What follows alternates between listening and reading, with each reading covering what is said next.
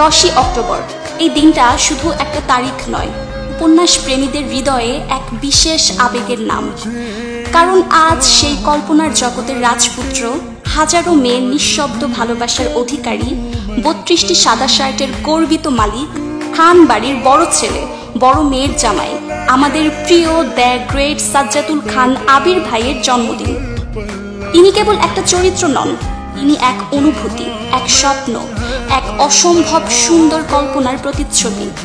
যে চরিত্রে প্রেম আছে, অ্যাটিটিউড আছে, আর আছে এক অদ্ভুত টান, যেটা উপন্যাসের পাতা পেরিয়ে এসে পাঠকের মনেও জায়গা করে নিয়েছে।